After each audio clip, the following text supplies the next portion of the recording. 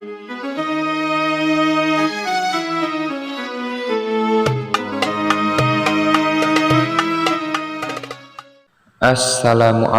warahmatullahi wabarakatuh. Bismillahirrahmanirrahim. Harapan dan doa saya semoga saudaraku semua selalu diberikan kesehatan, dilapangkan rezekinya, diampuni dosa-dosanya, dan dipanjangkan umurnya. Amin ya rabbal alamin. Allahumma sholli ala Muhammad wa ala ali Sayyidina Muhammad. Sahabat beriman yang dirahmati Allah, subuh adalah waktu yang amat istimewa, waktu di mana terjadi pergantian dari malam ke pagi, dari gelap menuju terang. Subuh sering diungkapkan secara khusus dalam beberapa ayat Al-Quran. Dan demi subuh apabila fajarnya mulai menyingsing. Quran Surah At-Takwir ayat 18. Katakanlah, aku berlindung kepada Tuhan yang menguasai subuh. Quran Surah Al-Falaq ayat 1. Jika Anda sering bangun pagi dan mendengarkan azan subuh, tentu Anda akan mendengar kalimat As-sholatu khairum minan naum, yang artinya solat lebih baik daripada tidur, di mana kalimat tersebut tidak terdapat pada azan di waktu solat lain. Dalam kalimat tersebut Allah memberikan isyarat kasih sayang pada hambanya, di mana pada waktu tersebut diperintahkan untuk menjalankan sholat subuh. Waktu subuh sendiri memiliki banyak kejadian besar dan keistimewaan. Yang pertama adalah disaksikan oleh para malaikat.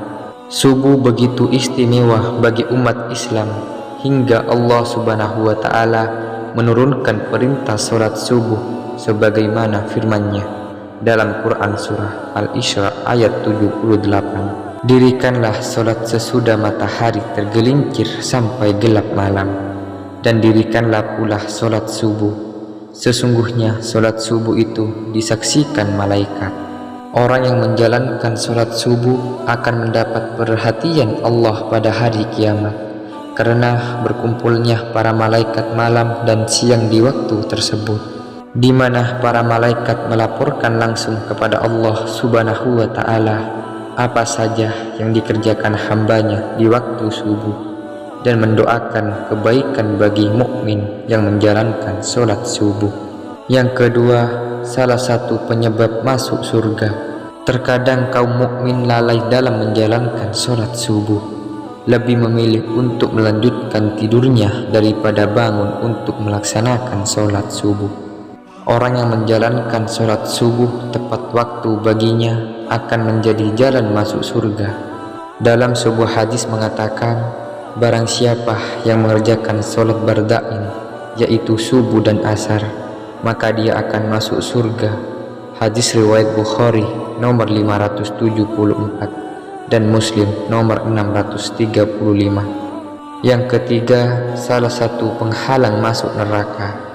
Sholat subuh yang memiliki jumlah rakaat paling sedikit dibanding sholat wajib lainnya, terkadang menjadi sholat terberat bagi sebagian umat muslim.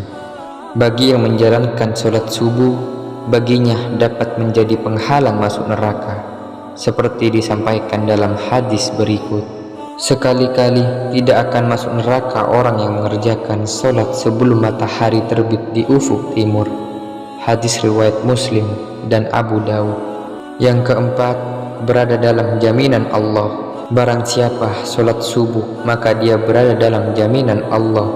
Hadis riwayat Muslim nomor 163.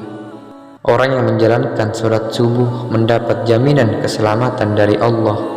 Allah akan memberikan perlindungan sepanjang hari tersebut, membuat hari menjadi lebih bersemangat dan terhindar dari rasa malas.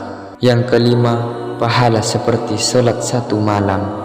Bagi yang menjalankan sholat subuh berjamaah, Allah memberikan keistimewaan berupa pahala seolah-olah orang tersebut menjalankan sholat sepanjang malam. Dan barang siapa yang sholat subuh berjamaah, maka seolah-olah dia sholat seluruh malamnya. Hadis riwayat Muslim nomor 656. Yang keenam, bercahaya di hari kiamat. Bekas wudhu dan langkah kaki orang yang menjalankan sholat subuh berjamaah akan menjadi cahaya di hari kiamat menurut Islam. Kelak yang akan membedakan dengan umat lainnya dan menjadi jalan mendapat syafaat Nabi Muhammad SAW. Seperti sabda Rasulullah SAW, berikanlah kabar gembira kepada orang yang banyak berjalan dalam kegelapan, yaitu Isya dan subuh, menuju masjid dengan cahaya yang sangat terang pada hari kiamat kelak. Hadis riwayat Ibnu Majah dan Tirmizi. Yang ketujuh, lebih baik dari dunia dan isinya. Sholat subuh dianggap sebagai amalan yang kebaikannya melebihi dunia beserta isinya. 2 rakaat sholat subuh itu lebih baik dari dunia beserta isinya. Hadis riwayat Muslim dan Ahmad. Yang kedelapan, melepaskan 3 ikatan setan. Setan senantiasa menjerumuskan manusia untuk menjauhi perintah Allah. Sholat subuh dapat melepaskan diri dari tipu daya setan. Setan membuat 3 ikatan di tengkuk salah seorang dari kalian ketika tidur. Di setiap ikatan setan akan mengatakan, malam masih panjang, tidurlah. Jika dia bangun dan berzikir pada Allah, lepaslah 1 ikatan. Jika dia berwudu, lepas lagi 1 ikatan. Jika dia kemudian mengerjakan sholat, lepaslah ikatan yang terakhir. Yang kesembilan, terhindar dari kencing setan. Setan senantiasa punya cara untuk menyesatkan manusia.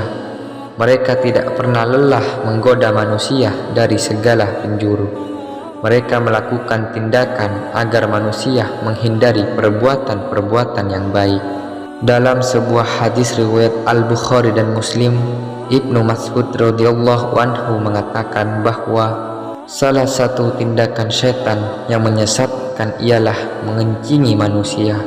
Orang-orang yang bangun kesiangan hingga lalai dalam menjalankan sholat subuh.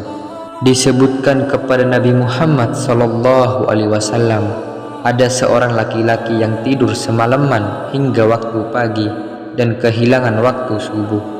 Maka Rasulullah bersabda, laki-laki itu telah dikencingi setan pada telinganya. Agar terhindar dari hal tersebut, manusia sudah selayaknya bangun di awal waktu subuh dan menjalankan sholat subuh tepat waktu. Yang ke-10, waktu terkabulnya doa. Pada waktu subuh, malaikat siang dan malam berkumpul. Barang siapa yang menjalankan sholat subuh dan memohon doa, akan didoakan oleh seluruh malaikat dan disampaikan langsung kepada Allah Subhanahu wa Ta'ala. Pada waktu itu adalah tersebarnya rahmat, banyak permintaan yang diberi dan dikabulkan, dan juga nikmat semakin sempurna kala itu. Hadis riwayat Muslim. Yang ke-11, waktu pembagian rezeki. Pada waktu subuh, malaikat membagi rezeki kepada semua umat manusia. Dianjurkan untuk berdoa atau membaca Al-Quran setelah sholat subuh. Barang siapa yang sholat subuh dan memohon rezeki, maka Allah akan memberikan keberkahan yang lebih padanya. Rasulullah SAW bersabda, seusai sholat subuh janganlah kamu tidur sehingga melalaikan kamu untuk mencari rezeki. Hadis riwayat Tabrani. Doa pembuka rezeki dari segala penjuru memang sangat tepat jika Anda panjatkan di waktu datangnya sholat subuh, karena waktu tersebut merupakan awal dari aktivitas. Yang ke-12, waktu yang baik untuk berzikir. Zikir adalah tanda seorang mukmin mengingat dan memuji Allah. Orang yang mengetahui keutamaan berzikir di waktu subuh akan mendapat ketenangan hati dan merupakan waktu yang dianjurkan oleh Allah. Allah Subhanahu wa Ta'ala berfirman, maka bertasbihlah kepada Allah di waktu kamu berada di petang hari dan waktu berada di waktu subuh. Quran Surah Ar-Rum ayat 17. Yang ke-13, mendapat keselamatan. Rasulullah SAW pernah bersabda, sesungguhnya Allah jika menurunkan bala dari langit kepada penduduk bumi, maka Allah akan menghindarkannya dari pemakmur masjid. Hadis riwayat Asqari. Arti dari hadis tersebut ialah orang yang menjalankan sholat subuh berjamaah akan terhindar dari mara bahaya. Contoh yang pernah terjadi ialah ketika terjadi tsunami beberapa tahun silam di Aceh. Jamaah yang sedang sholat subuh di masjid itu terhindar. Padahal jika kita logika, pada saat itu daerah sekitar seutuhnya tersapu oleh tsunami. Yang ke-14, diampuni dosa-dosanya. Allah menjanjikan pengampunan bagi orang-orang yang senantiasa menjalankan sholat subuh dan memohon ampunan atas dosa-dosa pada waktu tersebut. Setelah sholat subuh dianjurkan untuk membaca kalimat Subhanallah wa bihamdihi Subhanallahil azim sebanyak 100 kali. Rasulullah SAW bersabda, barang siapa mengucapkan Subhanallah wa bihamdihi Subhanallahil azim 100 kali dalam sehari, ia akan diampuni segala dosa-dosanya, sekalipun dosanya itu sebanyak buih di lautan. Hadis riwayat Muslim dan Tirmizi. Dan yang ke-15, terhindar dari munafik. Dalam hadis riwayat Imam Malik mengatakan, batas antara kita dengan orang-orang munafik adalah yang menghindari sholat isya dan sholat subuh. Hal itu dikarenakan orang munafik tidak akan sanggup untuk menghindari kedua sholat tersebut. Hadis riwayat Imam Malik.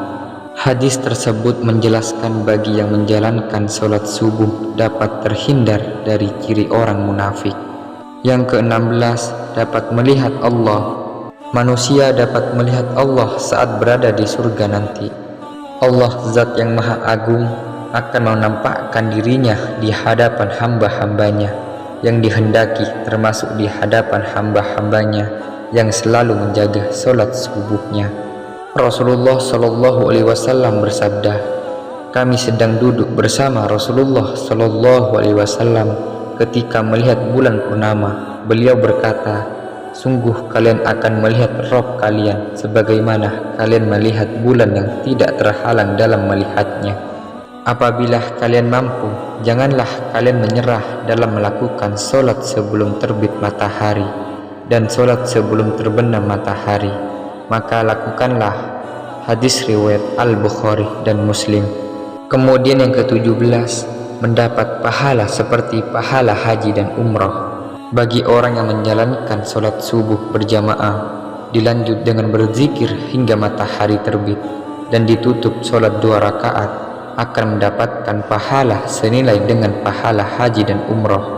Hal ini sebagaimana sabda Rasulullah SAW, siapa yang sholat subuh dengan berjamaah lalu duduk berzikir kepada Allah sehingga matahari terbit, kemudian sholat 2 rakaat, maka ia mendapat pahala haji dan umrah sempurna. Hadis riwayat At-Tirmizi.